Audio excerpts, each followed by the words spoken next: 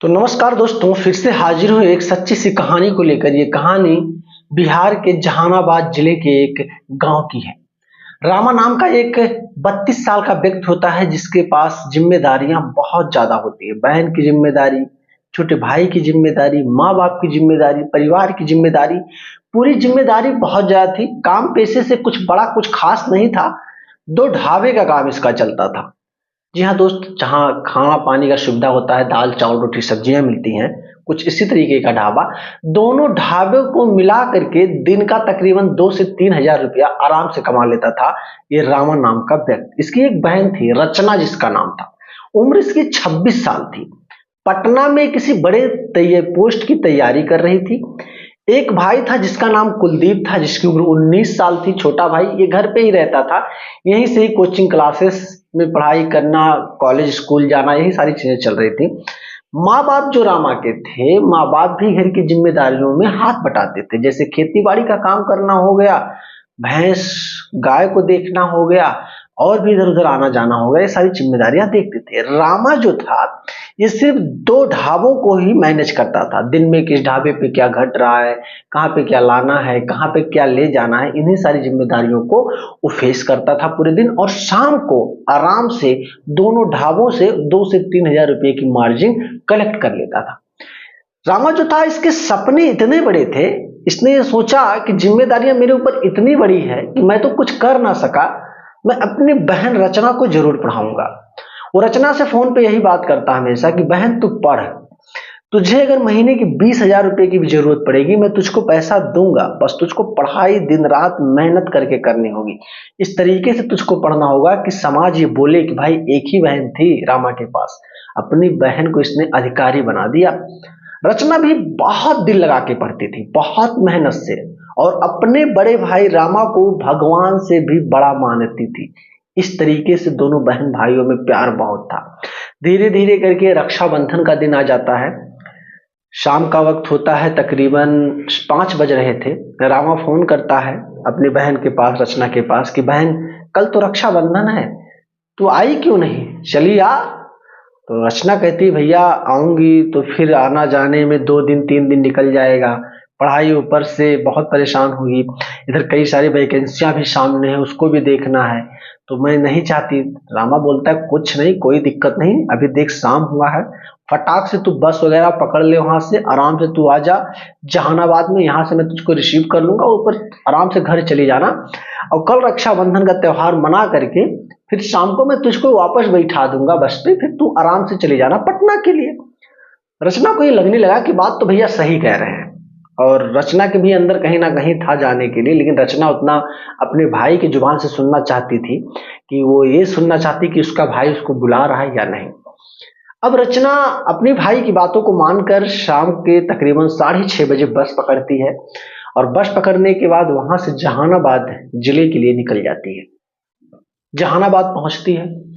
पहुंचने के बाद उसका भाई उसको वहां से रिसीव करता है। एक आल्टो गाड़ी होती है उसके भाई रामा के पास, आल्टो गाड़ी में पीछे बैठाता है, ले जाकर घर पे अपनी बहन रचना को छोड़ता है। उसके बाद फिर खुद ढाबे के लिए निकल जाता है। फिर ढाबे पे फोन करके पूछता है कि कुछ मिठाइयां वगैरह लाना हो तो बता दे, नहीं तो सुबह में फिर तू दौड़ आएगी। रचना कहती भैया ले लेना, कोई अच्छी मिठाई ले लेना, रक्षाबंधन ले लेना, और कुछ लाओ, आज शाम को पनीर वगैरह कुछ बनवाओ। तो उसने कहा कि आज देख कुछ कोई नहीं बनाएगा, मैं यहीं से ढाबे से कुछ अच्छा खाना बना है यहीं से ले आता हूँ, हम लोग खा लेंगे घर पे। ये सारी बातें होती हैं। शाम को रामा आता है, जो भी ढाबे से खाना वगैरह अच्छा लेकर आता है, माँ बाप भाई बहन सब लोग मिलकर अच्छे से खाना खाते हैं। रक्षाबंधन का दिन आ जाता है, सुबह होती है, सौकों उल्लास से जोरों शोर से त्योहार का खूब मजा भाई बहन कर रहे थे। रचना उठती है, नहाती धोती है, उसके बाद जाती है अपने भाई रामा को रक्षाबंधन बांधती है, तमाम प्रकार की प्रोसीजर होता है। अब रचना कुछ सहेलियों के साथ घूमने के लिए, तकरीबन शाम को 3 बज रहे थे, उसके गांव की कुछ सहेलियां थी जो ये कह रही थी चौराहे पे चलते हैं, यहाँ ये खाएंगे वो खाएंगे, और चल घूम के आते, नहीं तो तू चली जाएगी। रचना जाना नहीं चाहती थी, वो यही कह रही थी कि देख मैं जाऊंगी, मुझे आज ही शाम को निकलना है, मेरे भैया को पता चल गया तो पता नहीं क्या होगा। लेकिन उसकी सहेलियां एक ना सुनती है रचना की, रचना को ले करके बाजार की तरफ निकल जाती हैं। अब बाजार की तरफ उसको लेकर जाती है, इसका भनक रामा को भी नहीं था, उसके छोटे भाई कुलदीप को भी नहीं था। सिर्फ घर पे रचना के माता पिता ही जानते थे कि रचना अपने सहेलियों के साथ बाजार गई है घूमने के लिए। अब इधर जब ये बाजार में जाती है, बाजार से वापस 1 से 1.5 घंटे के बाद ये लौट रही थी अपने सहेलियों से ये कह के हुए कि तुम लोगों को भाई यहाँ एंजॉय करना है, मस्तियां करना है, करो। तुम लोगों की बातों की वजह से मैं अपने भाई को से छुपा करके चली आई, मुझे नहीं आना चाहिए था, मुझे शाम को ही अभी निकलना है पटना के लिए।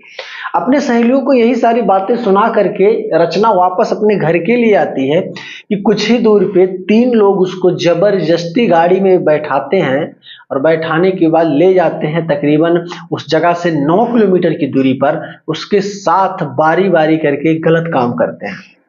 गलत काम इस तरीके से कर देते हैं कि रचना के शरीर में अब जान ही नहीं बचाता, और फिर जिस जगह से उस लड़की को उठाए थे उसी जगह पर लाके मार पीट के रचना को ढकेल देते हैं।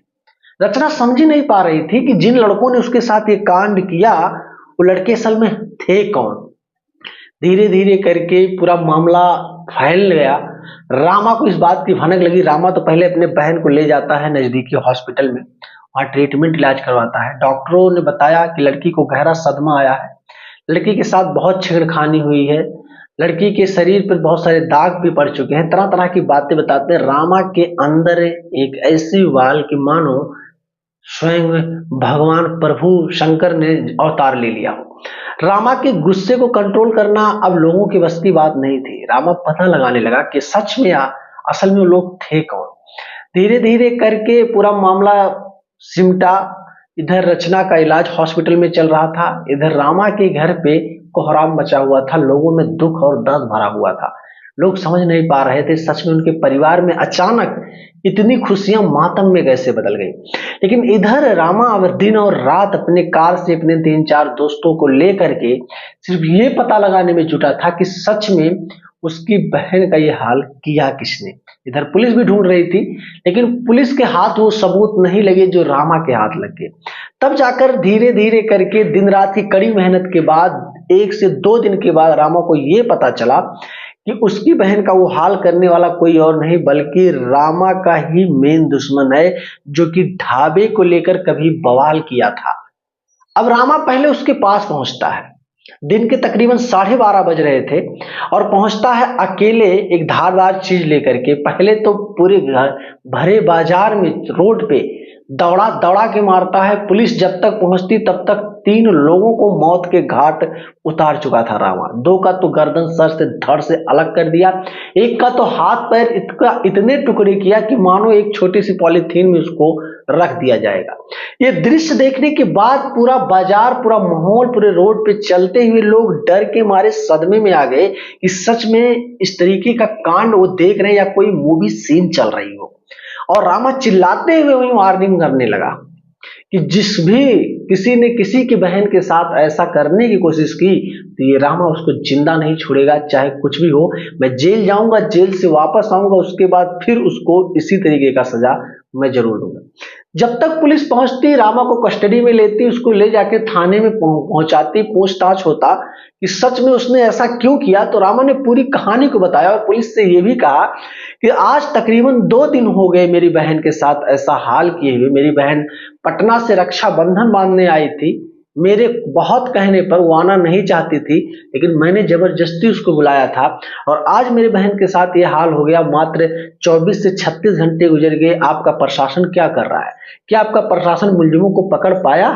तब नहीं पकड़ पाया तो एक भाई के अंदर जो दुख है, जो गुस्सा है, जो माहौल है, वो कहाँ निकालेगा?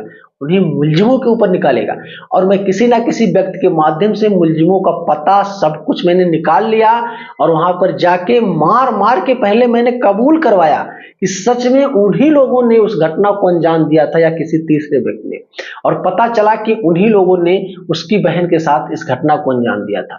अब मुलजिमों के मुंह से बहन के साथ छेड़छाड़ करने वालों का ये चीज सुनने के बाद एक भाई कैसे कंट्रोल कर सकता है। इसीलिए रावण ने कहा मैंने दौड़ा दौड़ा कर मार दिया, अब कानून मुझे कोई भी सजा दे। हालांकि रामा को जेल भेज दिया जाता है, सुनवाइयां चल रही हैं, जल्द ही रामा को छोड़ भी दिया जाएगा, ऐसा नहीं है, क्योंकि कहीं ना कहीं रामा की सजा में बरकत जरूर होगी, उसमें समझौता भी होगा, क्योंकि उसने जानबूझकर तो किया है लेकिन उसके पीछे बहुत बड़ी वजह बनी हुई है। दोस्तों आपका क्या कहना है, क्या एक भाई ने सही किया अपनी बहन को न्याय दिलाने के लिए या गलत किया? कमेंट बॉक्स में कमेंट जरूर करना, और वीडियो पसंद आई है दोस्तों तो लाइक करना, चैनल पे नए होना तो सब्सक्राइब करना। मिलूंगा फिर एक शानदार से कॉन्सेप्ट को लेकर, तब तक के लिए जय हिंद।